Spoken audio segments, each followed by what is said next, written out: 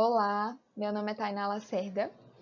Eu sou estudante de odontologia da Universidade Federal de Pernambuco e hoje eu vim apresentar uma revisão de literatura intitulada A Reposição Volêmica no Suporte Avançado de Vida no Trauma de Face. Então, esses são os meus coautores. Esse trabalho foi elaborado pelo Ambulatório de Cirurgia e Traumatologia Bucomaxilofacial, ao qual faço parte como estagiária, sobre a supervisão do professor Dr. Ricardo Eugênio. Então, o trauma facial, ele é um problema de saúde pública. Ele tem algumas características únicas que são importantes a gente saber. Primeiro, que as causas do trauma normalmente surgem por violência interpessoal ou por acidentes automobilísticos. Além disso, afeta principalmente homens adultos numa faixa etária bem produtiva, de idade bem produtiva, entre os 21 a 30 anos. E acaba pode comprometer a mastigação, a fonação, a visão do paciente, a expressão facial, a respiração, entre outras funções que são muito importantes para a vítima, para o indivíduo. Então, por isso, os casos de trauma facial devem ser tratados com rapidez e da forma correta, para se evitar lesões secundárias ao trauma. Além disso, é sabido que a região da face é uma região que tem uma rica vascularização. Então, por isso, há um alto risco de hemorragia intensa. Essa hemorragia é vista que é a principal causa de morte evitável no trauma é por conta de hemorragia.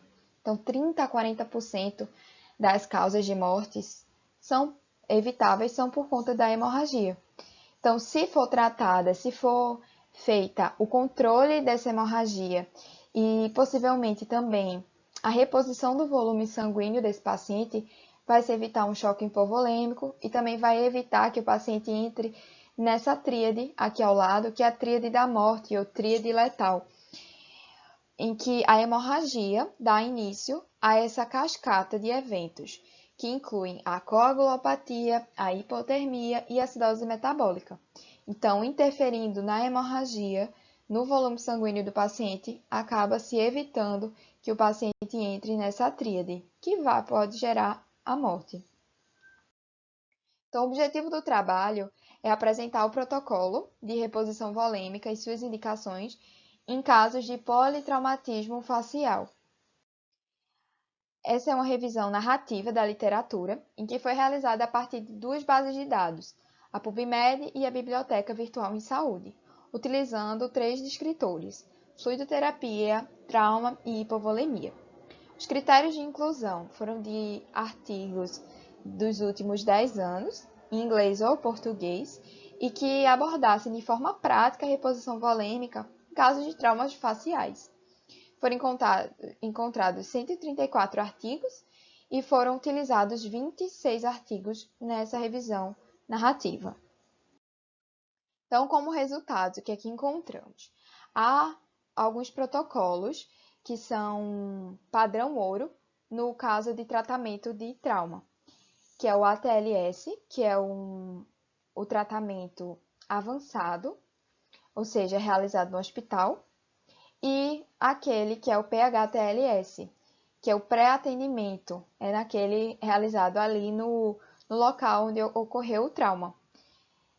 Então, nos dois protocolos, é visto que a hemorragia é uma situação grave que deve ser evitada, deve ser controlada. No PHTLS, é vista como a primeira etapa que deve ser feita assim que entrar em contato com o paciente que sofreu a lesão. Então, deve-se controlar hemorragias graves, que é representado pelo X. Além disso, no ATLS, que é quando o atendimento já ocorre a nível hospitalar, como a terceira etapa da triagem é realizada a avaliação das condições circulatórias do paciente, justamente para evitar aquela tríade que eu havia falado. Além disso, para avaliar essas condições circulatórias, além de identificar e parar essa hemorragia, que é muito importante essa etapa, é importante também avaliar a condição do paciente, para saber se ele já perdeu muito volume sanguíneo. E como é que se identifica isso? A partir da má perfusão tecidual, a partir desses sinais clínicos, como pulsos centrais rápidos e filiformes, e a face do paciente vai estar acinzentada, com extremidades esbranquiçadas. Também é possível observar o nível de consciência, a partir de uma ansiedade, uma confusão, uma letargia, uma falta de movimentação ocular, indica que o paciente já perdeu muito sangue.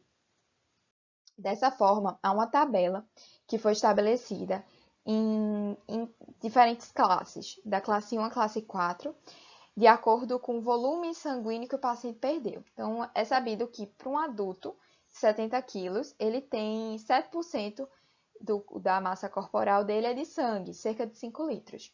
Então, se ele perdeu até 15% de volume sanguíneo, esse paciente ele pode ser indicado a realizar uma reposição volêmica com uso de cristalóides. Mas, em alguns casos, dependendo, nem sempre é indicado, porque essa condição ainda é controlada. É claro, se houver o controle da hemorragia, do sangramento. E observado principalmente a frequência de pulso e a diurese, que estão destacados aí. Então, o paciente vai estar com a frequência de pulso menor que 100, uma diurese maior que 30. Já na classe 2, esse paciente vai ter perdido um pouco mais de sangue e a frequência de pulso dele vai ter aumentado. Observem aqui que a pressão arterial dele continua normal, porque logo no início, essa pressão arterial ela não vai mudar, ela vai se manter, porque o próprio organismo tende a manter essa pressão arterial, por mais que as condições do organismo não estejam adequadas. Então, por isso, a pressão arterial não deve ser um critério para avaliar se o paciente precisa de reposição sanguínea, se ele perdeu muito sangue ou não. E sim a avaliação da frequência do pulso e da diurese. E assim vai, pela classe 3 e a classe 4. A classe 2 deve-se utilizar a reposição volêmica, a classe 3 também e a classe 4 também. E a classe 4 é quase que obrigatória, na verdade, a utilização de reposição de hemoderivados e até a transfusão sanguínea, porque o paciente já perdeu mais de 40% do seu volume sanguíneo. Então, quais são os tipos de líquidos utilizados nessa reposição? É importante perceber que a reposição objetiva é restabelecer a perfusão, ou seja, o funcionamento adequado do organismo, e pode ser realizada a partir para estabelecer o equilíbrio hidroeletrolítico, a partir do uso de cristalóides, como ringelactato ou soro fisiológico, ou coloides.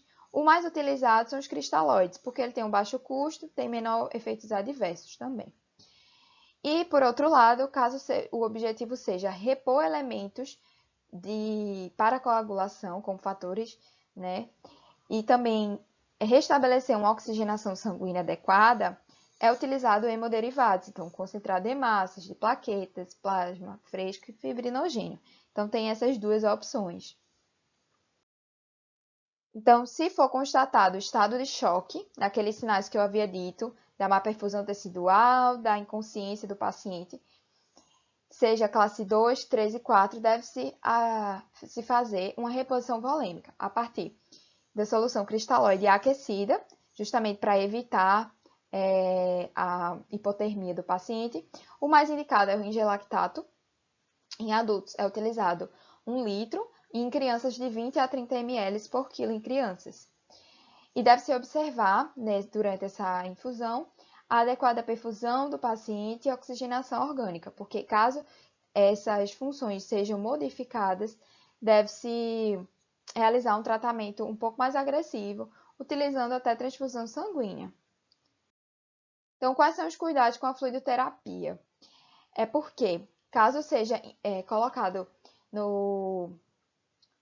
a reposição volêmica no paciente que ainda está sangrando muito, pode haver o deslocamento de coágulos que já podem ter sido formados, e aí aumentar ainda mais o sangramento, e aumentar esse sangramento pelo aumento da pressão arterial. Então, por isso que deve ser utilizada a fluidoterapia quando houver o controle da hemorragia inicialmente.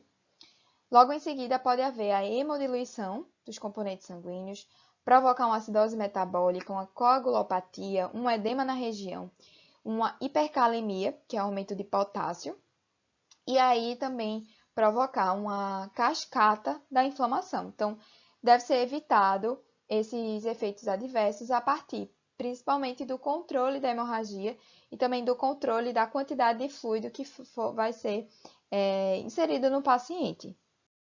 Então, as considerações finais. É fundamental que os profissionais de saúde, eles entendam esse protocolo e eles apliquem para que evitem risco de danos aos órgãos do paciente, ou seja, lesões secundárias, e até casos de morte, já que é visto que o trauma facial ele já afeta uma população, uma faixa etária que é produtiva e que qualquer perda de função vai provocar sérios danos na vida do paciente. Então, essas são as referências e eu agradeço a atenção.